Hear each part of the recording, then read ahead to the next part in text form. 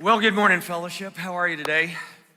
You know, we're starting off a new series, and I get started off, which I wasn't planning on this, so forgive me, everybody, but I was thinking about a time that I was preaching with Howard Hendricks, a name that you might remember, and I was going with Dr. Hendricks, and I was doing the first and the third session, and he was going to do 2 and 4, and so it was starting off a brand new series that I was going to do with him. Everybody was there to hear him.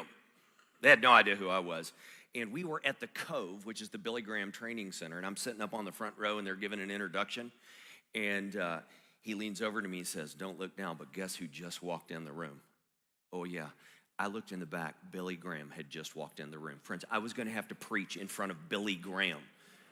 Howard Hendricks leans over to me and says, "This is it. Don't screw it up."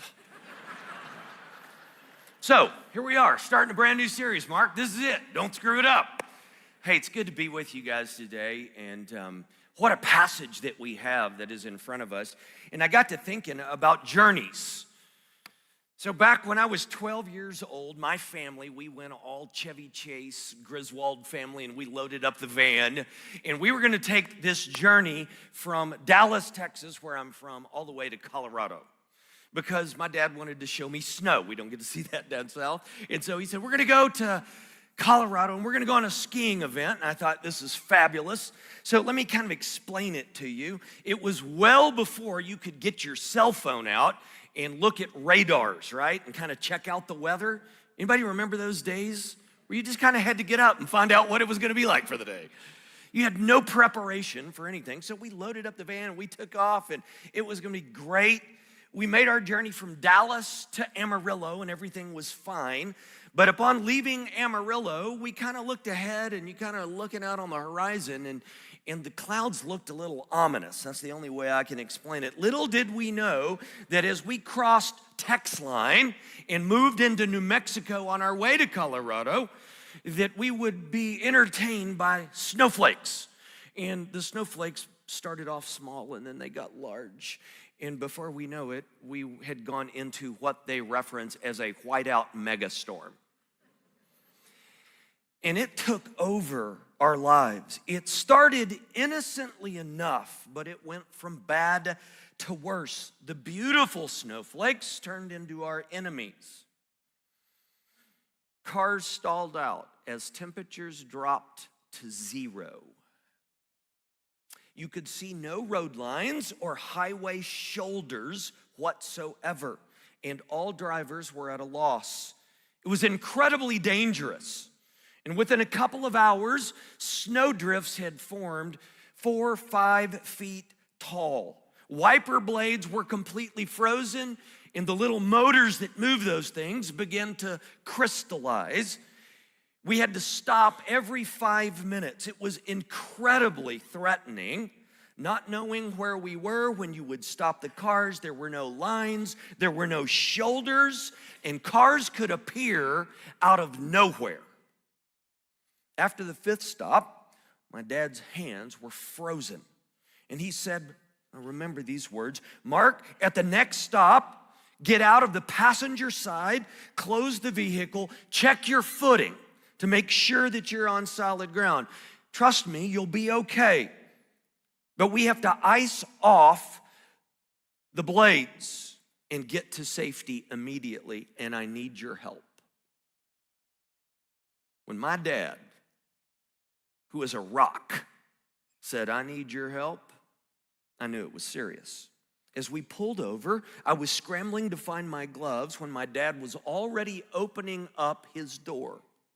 I can remember my mom to this day saying, "Bob, be careful." Fear was in her voice, and in a sovereignly designed moment, at the precise time that my dad's car door closed, getting out of the driver's seat, a horn of an 18-wheeler blasted. And without notice, that truck brushed us, instantaneously clipping the outside driver rearview mirror. My mom and my sister and I all screamed. That moment froze in time. We knew that my dad had been struck and killed. We sat quietly 30 seconds, which seemed like an eternity. I can still hear my sister's voice, "Oh, Daddy." And my mom prayed, "Father, give us strength." We paused, and as I fumbled for the handle of the door to face tragedy, the door flung open, and my father stood there completely sound and said, "Well, are you coming? I need your help." We had no way to respond. Was he real? Was he a figment of our imagination? Was this a dream? We knew that he had been hit.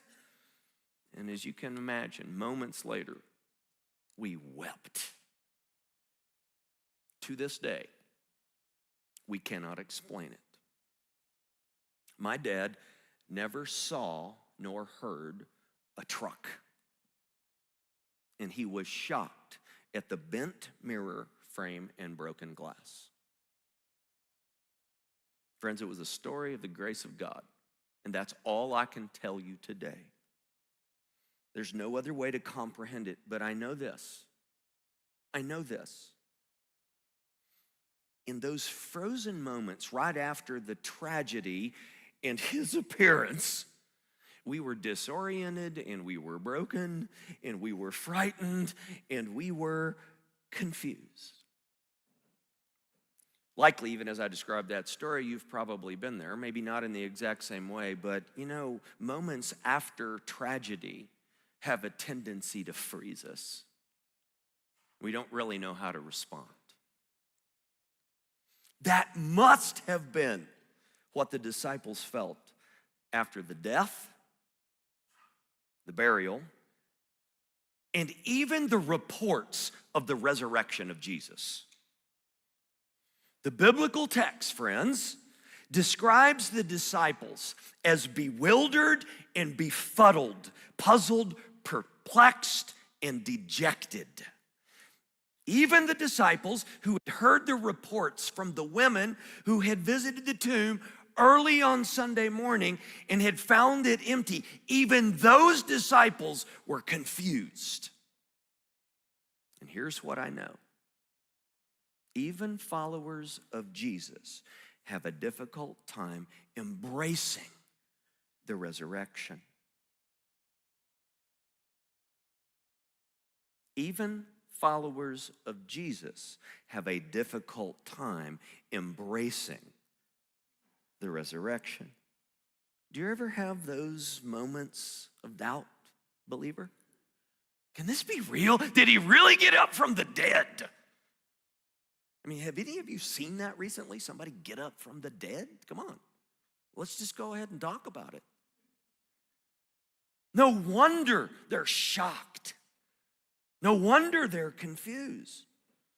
So friends, let's step back in time and meet some disciples who simply struggled coming to grips with what happened to Jesus, his death and his burial, and the breaking reports of his resurrection. And here's what I think.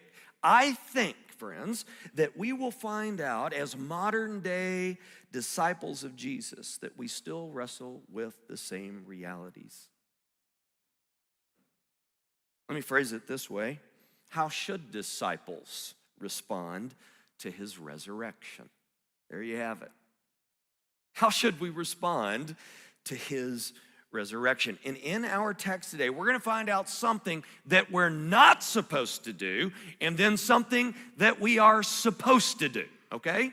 Something we're not supposed to do, followed by something that we are supposed to do. And in Luke chapter 24, the first thing that we are not supposed to do is this.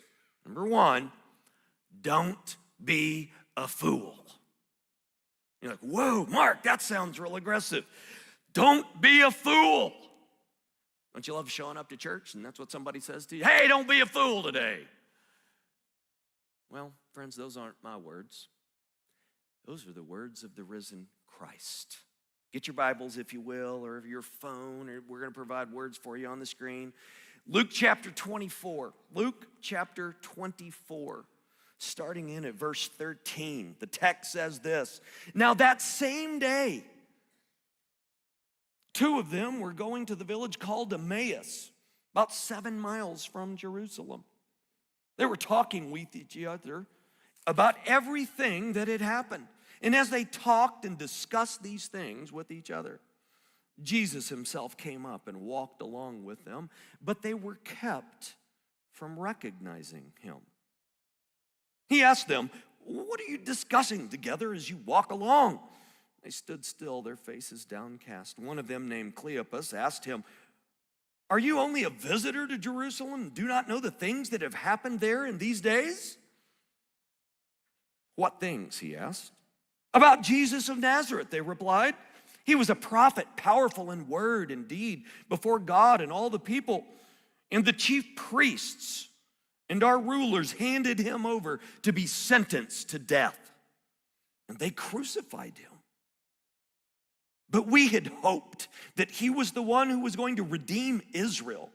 And what is more, it is the third day since all this took place. And in addition, some of our women amazed us. They went to the tomb early this morning, but they didn't find his body. They came and told us they had seen a vision of angels who said that he was alive. Then some of our companions went to the tomb and found it just as the women had said, but him they did not see." He said to them, "How foolish you are. How slow of heart to believe all that the prophets have spoken. Did not the Christ have to suffer these things and enter his glory?" Is that not a fascinating passage? Go ahead, come on, work with me. Yeah, it's a fascinating passage, friends.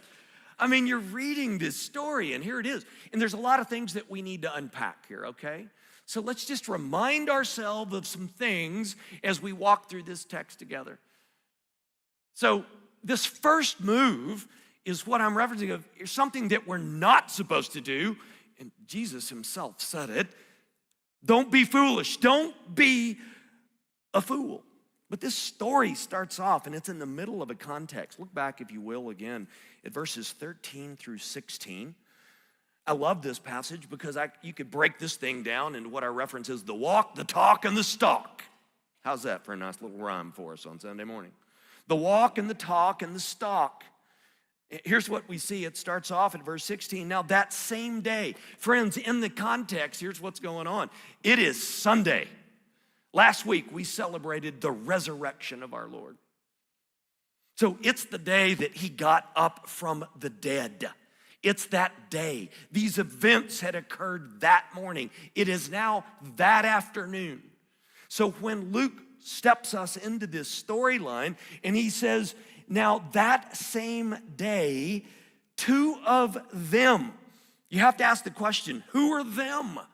It goes back to the context that comes right before. Just back up. If you're looking in your Bible, in verse 9, it says, when they came back from the tomb, they told all of these things to the 11 and to all of the others. These are two people that are part of all the others. Does that make sense? They had been there. They'd heard all these reports. Verse 11 in the previous context says this: but they did not believe the women because their words seemed like nonsense. Luke wants us to see that these are two guys that were there. They were part of that crowd. The reports came back. They heard it and they thought, man, they're nuts. They're telling some kind of a crazy story, and they kept talking amongst themselves, and now they're just going home. And they're all dejected. Now, these people, we don't specifically know. One of them is identified by name. His name is Cleopas, which is the male form of Cleopatras, okay? Now, there's a whole bunch of things. If you look it up in technical commentaries and people think that this was a relative of Jesus, maybe so. The other person's not identified by name. Was it this person's wife? Possibly. Bottom line, the text doesn't tell us. Luke wants us to know that there are two people that are walking, and they're making a 7-mile journey home to Emmaus. We don't know where that is, by the way, but it was 7 miles from Jerusalem. It's close enough that after these events, they're headed home, the text says. So they're walking. What do you do after a big event happens in your life? What do you do? Come on, talk to me. You talk about it. Anybody talk about baseball games and football games and basketball games, and you went to an event and what people were wearing, and if somebody acts out or an event happens, what is it that you're discussing on the way home? You're talking about the chaos, the confusion, whatever took place. That's what these guys are doing. They're heading home. They didn't have their iPads playing. They weren't listening to stuff. They're just chatting it up going, oh my goodness. I love this story here. So they're doing what we humans do. It says they're headed home. They were talking with each other about everything that had happened. And as they talked, Scripture says, and discussed these things with each other, Jesus himself came up and walked along with them. But they were kept from recognizing him. Okay, work with me. They're just chatting it up. And Jesus kind of all of a sudden strolls alongside. Now look, I use the word stalk simply because it rhymes with everything else, okay? I don't know if he was like waiting behind a bush. Now's our moment, Let's jump out. Boo, here I am. Let's have a discussion, guys. I don't know that's what's going on, but it says that he just kind of comes along with them. And I love the description that the text says. In verse 16, it says, but they were kept from recognizing him. We don't fully know what that means, but they could not see that it was Jesus. Sometimes it's referenced because it is a passive word that is used there. Sometimes it's referenced as the divine passive. Is it something that God did, the Father? Is it something that Jesus himself prevented them from knowing who he was? Or is it simply because of their sorrow and their disbelief that they couldn't see Jesus? But Luke wants us to know when he records this that they didn't know that it was him. It's fascinating as the text moves on. We're going to find out that there are 3 questions that occur. So as Jesus shows up, verse 17, he asks them, notice this, there's going to be 3 questions in a row here. What are you discussing together as you walk along? The text gives us a description that they paused. They stood still in a downcast face, and one of them named Cleopas, and by the way, it seems that Luke wants us to know who this is, even though we don't know his background. He was known by the group. One of them named Cleopas asked him, are you the only visitor to Jerusalem? Now look, there's a little sarcasm that's going on here. I mean, there's irony in this text. Jesus is the one, obviously, who knows all the details of the story? Come on, it's Jesus, right? And he says, man, dude, Yarbrough paraphrase here. It's like, dude, were you like born in a barn? I guess you can't actually ask that to Jesus though, can you? So it's like, dude, have you been living under a rock? I mean, it's like, where have you been? Come on, man. I mean, I love the irony of this text. And Jesus, the master teacher, look at the text after he says, are you the only visitor to Jerusalem? Do not know these things that have happened these days? And Jesus like, what things? I mean, it had to be. He's like, yeah, I know the details that you don't know, but go ahead, let's play this game.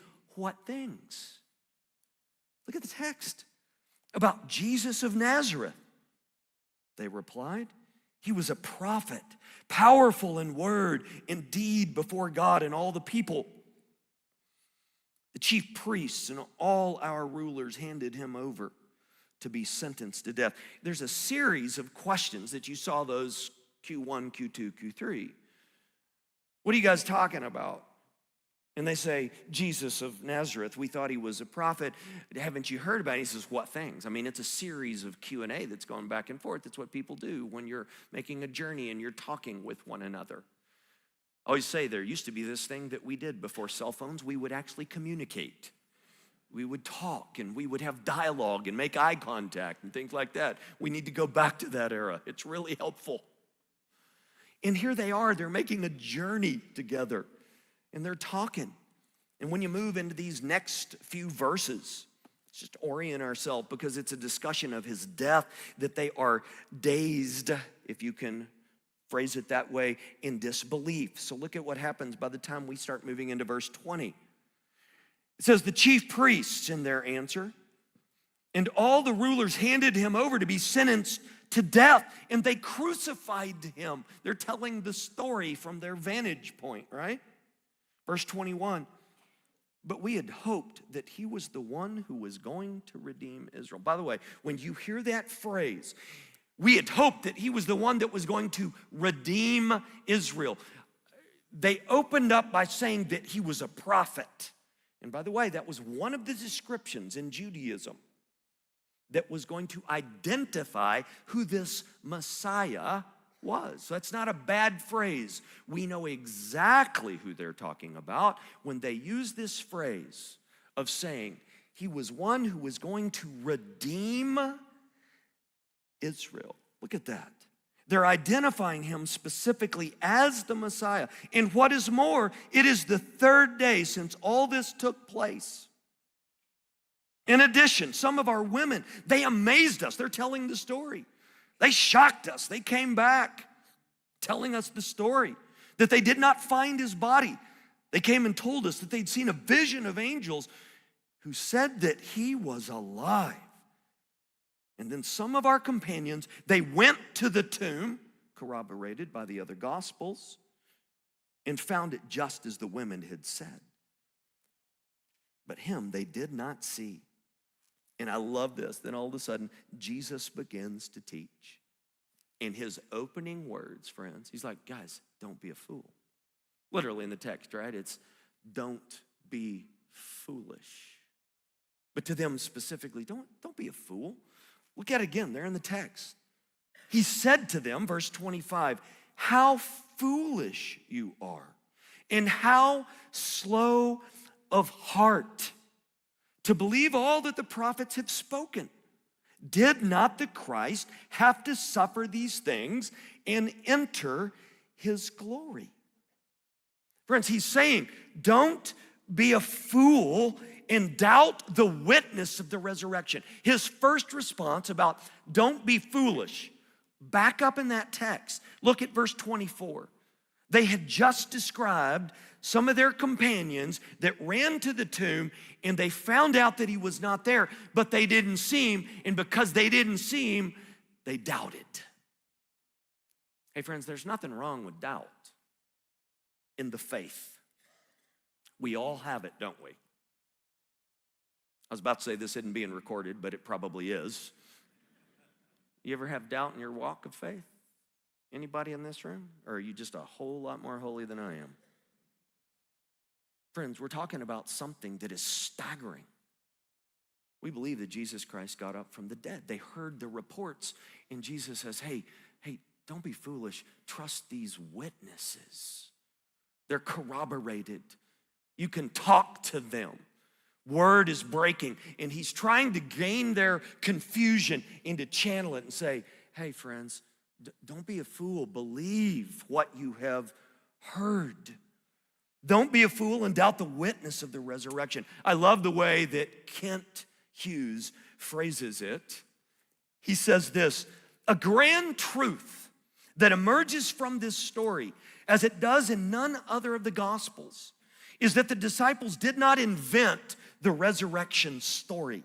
At first, they neither understood it or believed it. None of the Gospels tell us how Jesus was resurrected because none of the Gospel authors saw it. How did they resist creatively imagining such a spellbinding story for the church? They resisted because they were not myth makers, but witnesses. Or I can phrase it like Alexander McLaren's word. He said this, the evidential value of the disciples' slowness to believe cannot be overrated.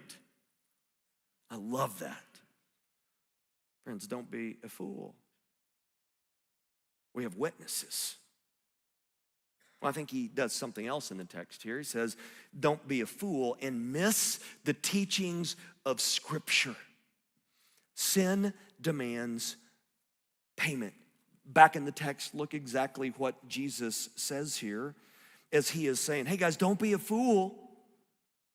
You're slow of heart to believe. Listen to this. All that the prophets had spoken. Verse 26, did not the Christ have to suffer these things and then enter his glory? Leon Morris phrases it this way.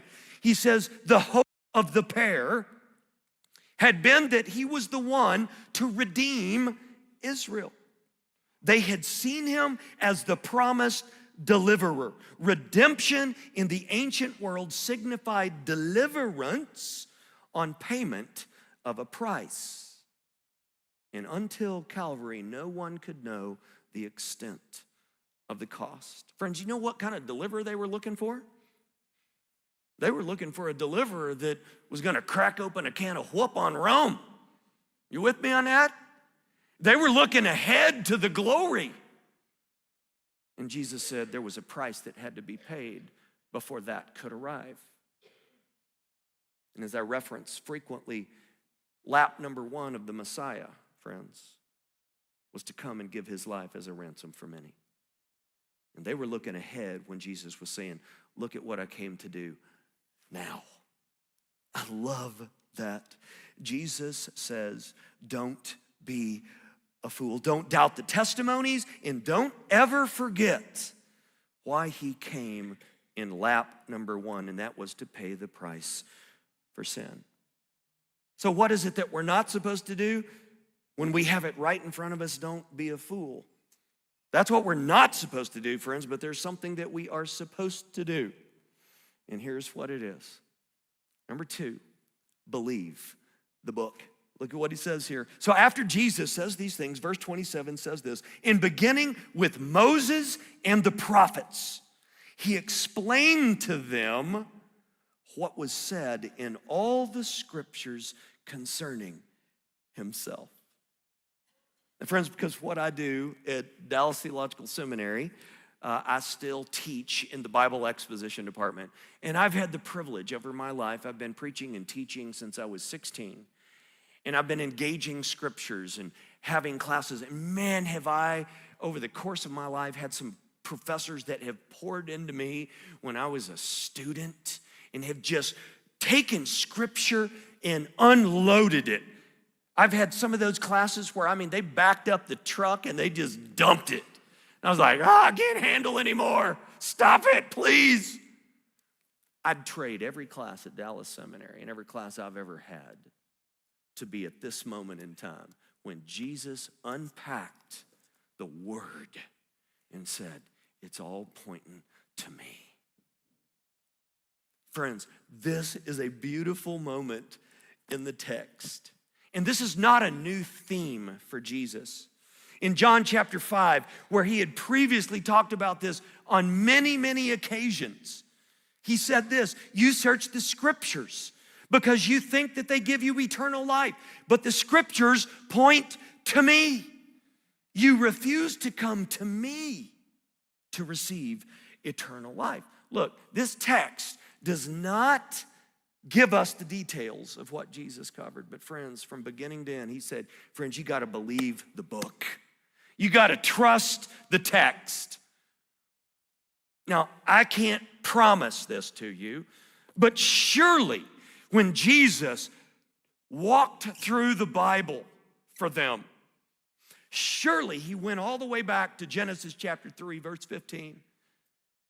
And he said that moment when the transgression first occurred, and Jesus said, one from the line of woman will come and crush your head, serpent. Surely he said, it's about me.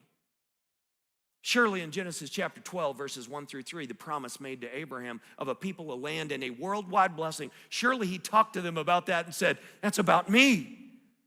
Surely in Genesis chapter 22, the sacrifice of Isaac. Remember that moment? Surely he said, that's about the Messiah. It's me. Surely in Exodus chapter 12, the story of the Passover, where upon leaving Egypt, they were saved by the blood of the Lamb. Surely he was saying, that's about Jesus. It's about me. Surely in Leviticus chapter 1, the burnt offering where the animal was sacrificed because the individual that had sin put that sin upon the sacrifice itself. Surely Jesus was saying, that is about me. Surely in Numbers chapter 11, when there was manna provided, he said, that's about me. In Numbers chapter 21, when the bronze serpent had been lifted up, Jesus was saying, that's talking about me. Surely in Deuteronomy chapter 17, where the true king is talked about, he said that's about me. And in 2 Samuel chapter 7, the promises to David, surely he said that's about me. Surely he opened up the Psalms and he went to Psalm 22 and he went to Psalm 110 and said that's about me. Surely he went to the book of Daniel and said he looked ahead and saw one that was like the Son of Man. Surely he said that's about me. I don't know how long this lesson went on, but it was the world's greatest tutoring session. I can promise you that. The text says in verse 27, in beginning with Moses and the prophets, he explained to them what was said in all the scriptures concerning himself. Hey friends, believe the book. Way after this fact, the apostles, when they really had their eyes opened, I want you to think about this. This became their defense. You remember when Philip had the engagement with the Ethiopian eunuch? Anybody remember that story? He's reading along, and the text says this in Acts chapter 8, then Philip began with that very passage of scripture, Isaiah 53, and told them the good news about Jesus. That means Isaiah was already preaching the good news of Jesus Christ. How about this in Acts chapter 10? Remember when Peter's having the engagement at the house of Cornelius? The text says this in chapter 10, verse 42, he, Jesus, commanded us to preach to the people and to testify that he is the one whom God appointed as judge of the living and the dead. All the prophets testify about him, that everyone who believes in him receives forgiveness of sins in his name. How about the Apostle Paul? Later, when he was standing in front of King Agrippa, Paul says this, but I have had God's help to this very day, and I stand here to testify to small and great alike. I'm saying nothing beyond what the prophets and Moses said would happen. Do you hear the consistency? The claim of Scripture is to trust the book. Friends, the story doesn't end there after Jesus says this. Look at verses 28 through 31 again. It says, as they approached the village to which they were going, Jesus acted as if he was going to go on farther. But they urged him strongly, stay with us, for it is nearly evening. The day is almost over. So he went in to stay with them. This is fascinating. When he was at the table with them, he took bread, he gave thanks, he broke it and began to give it to them. Then their eyes were opened and they recognized him, and he disappeared from their sight. I love that. Post-resurrection, do you ever notice some of the strange things that Jesus does? He's there, and then he's not. I mean, I can only imagine these discussions with the disciples, and we're going to see those in the weeks ahead when you're walking through all of these post-resurrection appearances. I have a feeling that they had many holy circle moments, you know, and they're all kind of there together, and they're like looking at one another going, is he here? Is he still here? I don't know, but we see him move differently. It's fascinating, isn't it?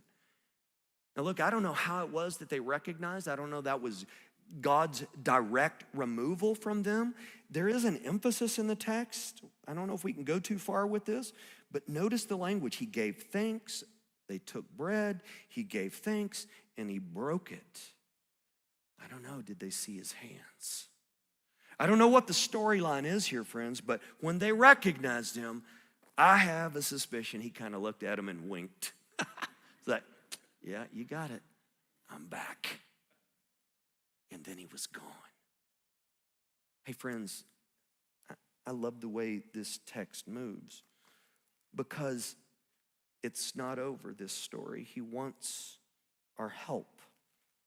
Look at verse 32. After their eyes were opened, they asked each other, were not our hearts burning within us while he talked with us on the road and opened the scriptures to us? They got up and they returned at once to Jerusalem.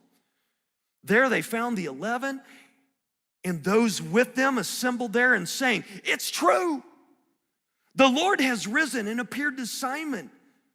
Then the two told what had happened on the way and how Jesus was recognized by them when he broke the bread. You want to know what he asks of those whose eyes are open? Oh yeah, it's pretty simple, friends. He wants us to tell our story. Tell our story the day our eyes were opened. I ask you the question, how long has it been since you've told your story to your kids, to your grandkids, to your neighbors? The day your eyes were opened. Tell your story often with passion, with excitement, with a belief that eternity is on its way. Friends, to this day, my dad is 81, and we tell his miraculous story. Wonk, wonk, smack. What 18-wheeler are you talking about? We tell that story all the time, and we laugh and cry. But that story, my friends, pales in insignificance compared to the story that my dad tells the day he met Jesus Christ. You see, friends, don't doubt. Embrace the testimonies of the faith. Embrace the eyewitnesses. Don't be a fool and discard that. Trust the text. Revisit the promises of old, and we will gain new clarity as we live even today. I was watching a video. I don't know if you do like dopey things with your time like I do every once in a while on these phones that will eat your clock. Do you ever find yourself looking at stupid videos? Anybody in this room? Look at all of us just admitting it right here. Yeah, I was scrolling through some videos. I don't even know why I was doing it or how I got there, but I was, and I came across this little video, which was not stupid. It may have been one of the most precious things I've ever seen in my life, and it was of a little girl who had very poor eyesight. And for the first time, she was given glasses. And she could see. I want you to watch it, okay? Just look at her. She is just the cutest thing you have ever seen. Watch this video. Okay, she doesn't want them. She's gonna fight them off. Who needs glasses anyway? And her mom gets them on. Watch this.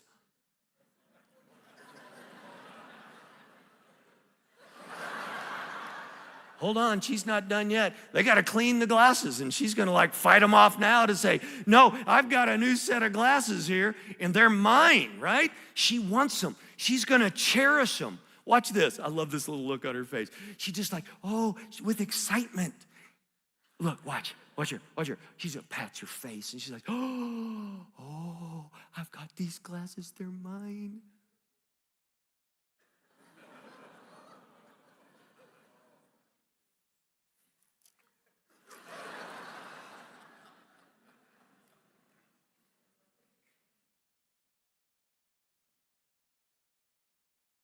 Don't be a fool. Believe the book. It's real. Put on that set of glasses that we've been given. It'll give us great clarity for now as we prepare for the life to come. Lord, thank you.